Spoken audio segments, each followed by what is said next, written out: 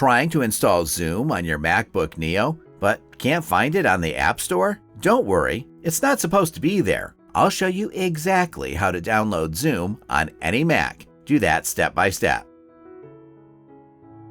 Alright, first open any browser on your Mac and search for Zoom Download. From the results, open the official Zoom website. Since you're on a MacBook, you'll automatically get the Mac OS version. Now choose whether your Mac is Apple Silicon or Intel. For newer MacBooks like Neo, go with Apple Silicon and click Download. Once it's downloaded, go to your Download section and double-click on the file.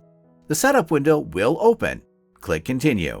Now choose if you want Zoom for just your account or all users. You'll also see the app size here, so make sure you've got enough storage. Then click Continue and hit Install. The installation will start, and once it's done, Zoom will open automatically. You can delete the installer file if you want.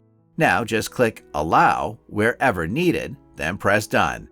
Your Zoom app is ready. Sign in using your account or any of the options you see. Complete the login, allow permissions, and you're good to go. Now you can join any meeting with a link or create your own and start using Zoom right away. Thanks for being with Fix 369.